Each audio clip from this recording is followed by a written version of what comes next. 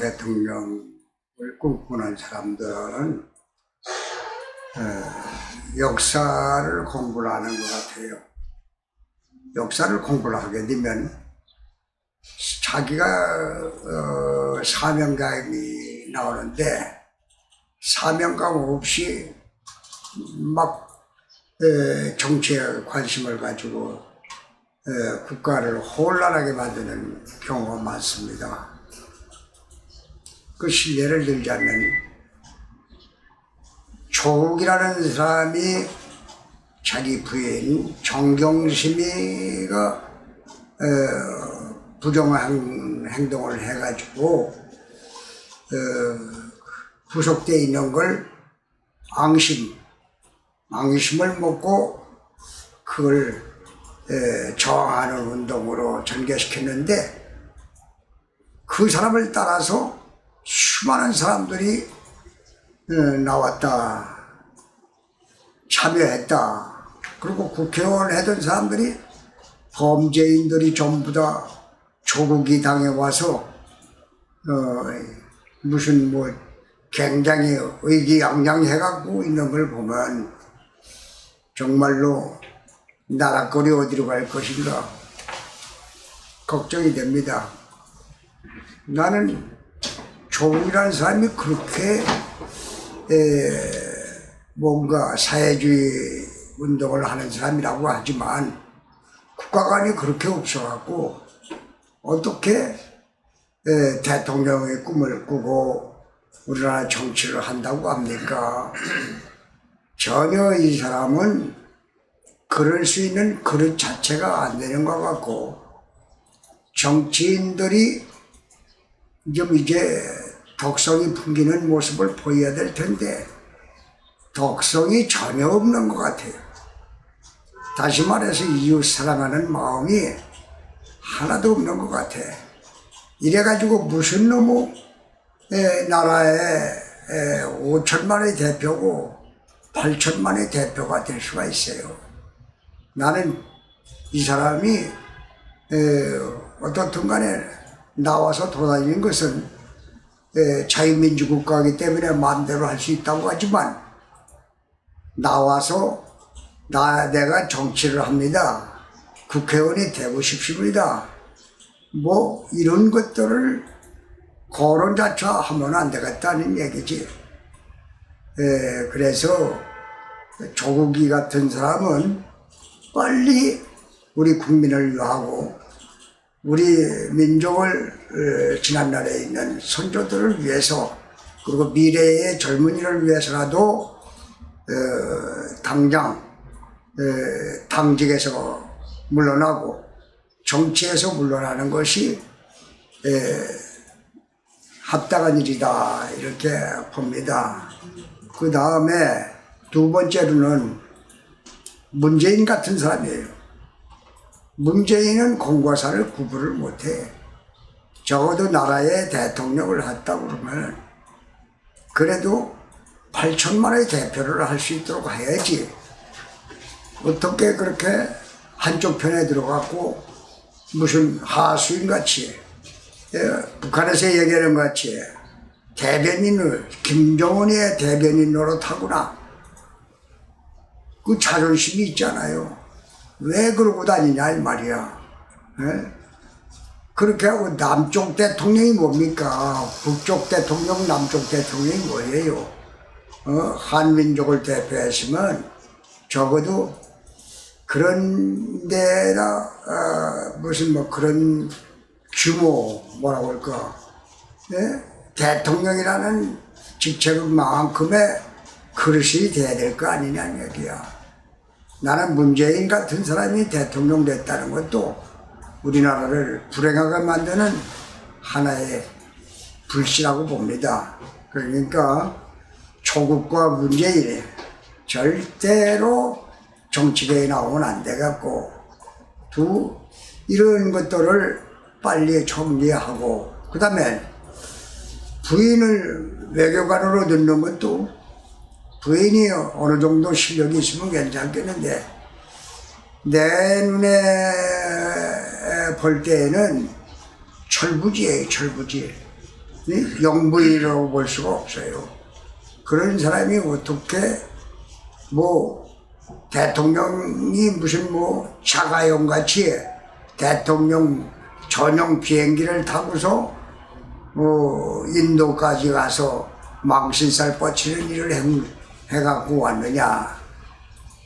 문재인이 대통령 부인은 무슨 뭐야 국모라든가 그런 데로 가면 안 됩니다. 그리고 국민 전체가 김정숙 씨 같은 것을 거론하면 안 돼요. 거론 자체가 불길한 마음을 갖는 거예요. 여성들, 그렇게 여성들을 폄하하는 게 아니라 행동 자체가 졸렬해요. 김정숙 여사, 그 다음엔 김건희 여사, 그 다음엔 김혜경 여사, 이런 여성들은 대통령 부인의 무슨 특별교육을 받아갖고 사와 공을 가릴 수 있는 사람들이 나와야 되고, 우리 전체 국민들은 그 사람들 입에 거론조차도 하지 말아야 되는 것이 원칙이에요. 왜 그런 사람들을 거론합니까?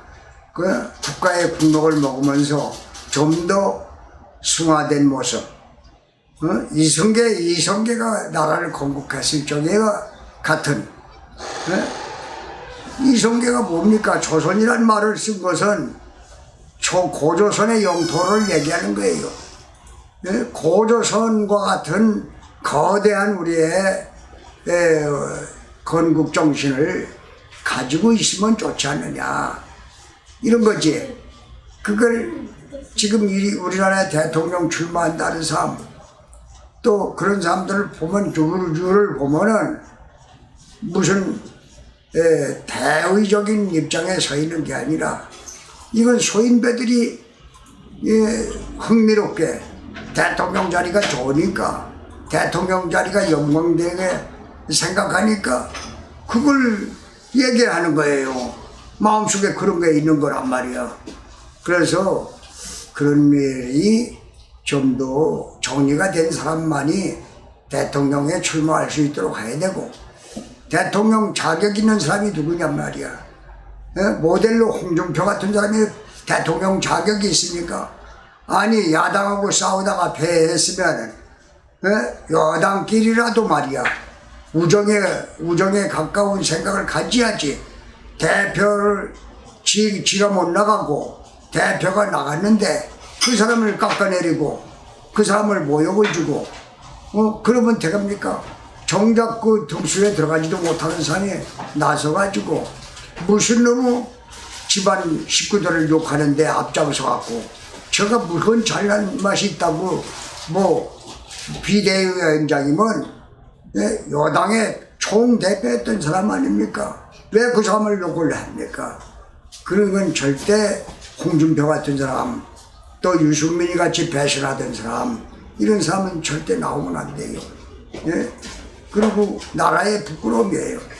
그러니까 우리가 지금 현재 얘기하는 조국이라든가 유승민이라든가 문재인이라든가 이재명이 같은 사람, 그걸 절대로 국가에 조금 더 대표성을 가질 수 있는 인물이 못 된다. 앞으로 나는 그렇습니다. 그만한 자격이 없는 사람이지만은 우리가 그런 유의 사람은 무슨 대통령 훈련소가 있어갖고 그런 사람들을 가려내는 작업을 먼저 한국에서 해야 됩니다. 일본 같은 나라에서는 그 정치연수원이 있어가지고 그 좀 못된 놈들은 전부 다 걸러내고 좀 더 품격 있는 사람을 대통령 시키는 일이 있어요. 그와 같이 우리나라도 좀 인물된 사람, 그래도 누가 보든지 존경할 수 있는 사람, 이런 사람들이 나와서 일을 하면 좋지 않느냐. 나는 그렇습니다. 어떻게 하든지 간에 이승만 대통령은 나라가 없어졌을 때에 우리 국민을 대표해서 자기의 모든 정신을 독립정신에다 바친 거 아닙니까? 그러면 이승만 대통령을 초대 대통령이니까 어떻게 됐든지 간에 우리나라를 대표해서 나온 사람 아닙니까? 그 사람을 왜 모욕적인 얘기를 해요? 지가 대통령감이라도 했으면은 나가서 감옥도 생활하고 사형수도 대봐야 되고 그래야 되는데 이승만보다 나은 사람이 누가 있었어요? 학교를 많이 나왔습니까? 공부를 많이 했습니까? 그리고 모든 나라에서 그 일을 담당할 수 있는 사람이 있느냐 말이야. 해방되고 나서 이승만이라는 사람은 그 많은 사람들을 대표해서 나오고 또 미국에 있는 정가에 있는 사람들을 다 설득해갖고 한국 독립을 일으켜야 된다. 이렇게 얘기하는 사람이 누가 있냐 말이야. 그래서 나는 적어도 대한민국 대통령이 되려면 우리나라가 38선이 갈라진 것도 우리나라의 국민의 힘이 없거나 그 지도자가 자격이 없어서 그랬다 하지. 그러면 이 사람들을 우리가 묶어갖고 그분들의 지도력을 우리가 좀 더 발전된 모습으로 또 세계를 리드할 수 있을 만큼의 큰 인물들을 빨리 선정해야 돼요. 대통령 예비 후보라고 하는 것을 넣어가지고 10,000명이고 20,000명이고 대통령 하고 싶은 사람은 다 와보라. 그래가지고서 그 사람들이 경쟁과 경쟁을 통해가지고 대통령 값이 7명이면 7명, 5명이면 5명 차출해가지고 그 사람 중에 도덕적으로 좀 낫고 또 건국정신에 미래지향적으로 한반도에서 세계 국가를 리드할 수 있을 만큼의 인품 있는 사람, 이런 사람이 나와서 대통령을 하면 좋지 않느냐 이렇게 생각합니다. 그러니까 나는 좁은 땅덩어리에서 우리나라가 얼마나 좁소. 이 좁은 땅덩어리에서 이중투구 하듯이 말이야. 형제도 몰라보고 이웃도 몰라보고 나라를 반쪽으로 잘려져 있는데도 불구하고 동포에게 총을 쏜다. 또 동포를 욕한다. 그걸 벗어나자 말이야. 모두가 하나가 돼가지고 무슨 당군 할아버지 이야기하듯이 홍익인간이다. 홍익인간이라는 것은 인류를 사랑하자 그 말입니다.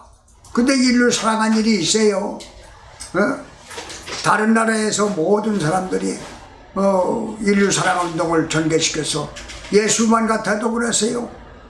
이웃을 사랑하라. 공자 같은 사람이 그래요. 덕을 베풀어라. 그런 얘기 했지 않습니까? 자비를 베풀어라 하는 것은 석가모니가 얘기했던 거예요. 이런 것이 우리나라의 지도자가 하나가 나와서 세계를 하나로 묶어나갈 수 있는 위대한 철학 정신을 가지고 있는 사람이 빨리 나와서 좀 모든 것을 다 이길 수 있는 고난을 이기고 통일된 국가를 만드는 위대한 지도자가 한국에 나왔으면 좋겠다. 이렇게 생각합니다. 감사합니다.